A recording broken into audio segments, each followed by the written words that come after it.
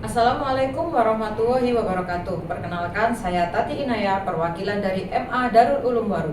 Pada kesempatan ini, saya akan memaparkan hasil kajian saya bersama rekan saya yang berjudul Analisis Konsep Pendidikan Kritis dalam novel Laut Bercerita karya Laila S. Chudori. Penelitian ini berfokus pada bagaimana karya sastra bisa menjadi media pendidikan kritis dan sarana pembebasan bagi pembaca, terutama generasi muda yang ada di Indonesia. Latar belakang dari kajian kami, yakni novel Laut Bercerita, merupakan hasil karya fiksi sejarah, tetapi juga merupakan arsip emosional yang merekam salah satu periode paling traumatis dalam sejarah Indonesia, yakni penculikan aktivis di akhir masa Orde Baru. Novel ini menantang narasi kekuasaan tunggal dan mengajak pembaca untuk berpikir kritis terhadap sejarah dan kekuasaan. Dalam konteks teori Paulo Freire, pendidikan kritis dipahami sebagai upaya membangkitkan kesadaran dan membebaskan manusia dari penindasan yang dilakukan secara struktural. Relevansinya akan semakin kuat di era digital dan post-truth, ketika kemampuan berpikir kritis semakin jarang ditemukan pada masyarakat, khususnya pada generasi muda. Berdasarkan latar belakang yang sudah kami buat tersebut, kami merumuskan 3 pernyataan utama. Yang pertama, bagaimana novel ini dapat mewujudkan konsep pendidikan kritis. Yang kedua, seperti apa bentuk dan praktek pendidikan nonformal yang ditampilkan dalam novel. Yang ketiga, bagaimana novel Laut Bercerita dapat berfungsi sebagai hidden curriculum, yakni pendidikan yang tersirat yang menanamkan nilai dan kesadaran tanpa harus diajarkan secara eksplisit di sekolah. Selanjutnya, penelitian ini menggunakan pendekatan kualitatif dengan analisis konten atau konten analisis. Kami menggunakan teori pendidikan kritis Paulo Freire sebagai lensa utama dalam analisis kami. Data utama diambil dari teks novel, terutama dialog, narasi, dan latar yang menunjukkan kesadaran kritis para tokoh. Kami menerapkan metode close reading, yakni membaca teks secara mendalam untuk menemukan makna-makna tersirat yang berkaitan dengan pembebasan dan kesadaran sosial dalam novel tersebut. Berdasarkan hasil analisis kami, novel ini mewujudkan pendidikan kritis melalui 2 aspek. Yang pertama, melalui praktek pendidikan nonformal yang radikal. Hal tersebut diwujudkan melalui diskusi rahasia, membaca buku terlarang, dan melakukan perlawanan sosial. Kedua, novel ini berfungsi sebagai kurikulum tersembunyi atau hidden curriculum yang menanamkan nilai-nilai kebebasan, keberanian, kesadaran sejarah pada pembacanya. Praktek pendidikan non-formal. Dalam novel ini, para aktivis membentuk kelompok diskusi bawah tanah dan membaca buku-buku terlarang yang dilarang oleh rezim yang berkuasa. Mereka juga melakukan aksi protes dan advokasi sosial untuk membela kaum tertindas.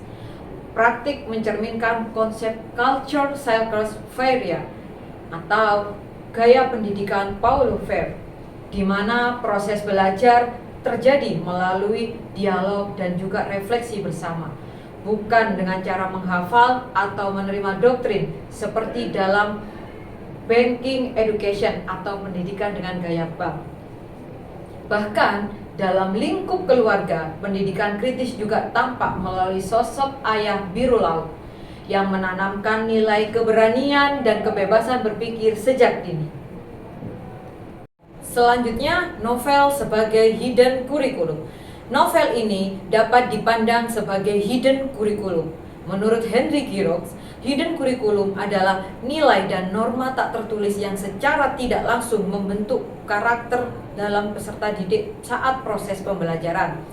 Laut Bercerita mengajarkan pembaca untuk mempertanyakan sejarah secara resmi, berpikir kritis terhadap kekuasaan, dan menghargai solidaritas serta keberanian moral. Dengan demikian, novel ini berpotensi menjadi bahan ajar yang menumbuhkan kesadaran sosial dan empati sejarah pada pembacanya. Selain melakukan analisis melalui hidden curriculum, dalam novel ini dapat dilihat melalui 4 pilar utama. Yang pertama, dialektika penindasan dan kebebasan. Tokoh-tokohnya sadar bahwa penindasan hanya bisa dilawan dengan aksi kolektif. Yang kedua, kebebasan melawan ketakutan. Aktivis memilih kebebasan meskipun beresiko ditangkap atau disiksa. Yang ketiga, solidaritas sebagai kekuatan yang epistemik dan eksistensial, di mana pengetahuan muncul dari dialog yang dilakukan secara bersama untuk menyamakan persepsi.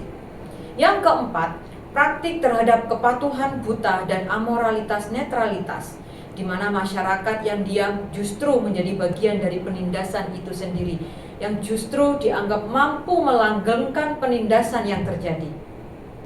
Dari hasil analisis kami menawarkan 3 model pembelajaran yang dapat diadaptasi di ruang kelas. Pertama, melalui pedagogi trauma and agency, yaitu belajar dari pengalaman traumatis tokoh untuk memahami daya juang manusia.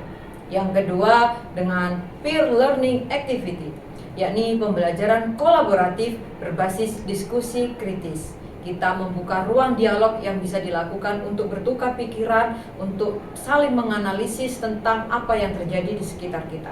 Yang ketiga, melakukan dialektika historis naratif, yaitu membandingkan sejarah resmi dengan memori personal agar situasi belajar dapat melihat sejarah secara utuh dari berbagai perspektif.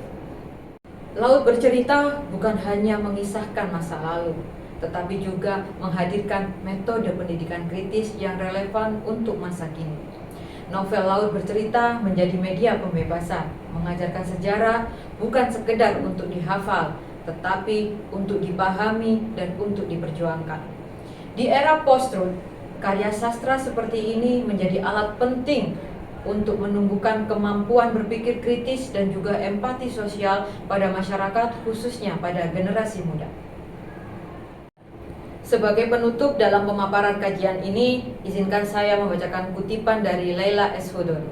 Anak Indonesia tidak tumbuh dengan kebiasaan membaca atau berpikir kritis.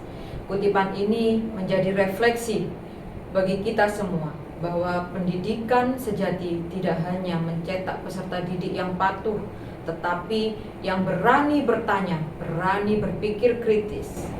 Terima kasih. Assalamualaikum warahmatullahi wabarakatuh.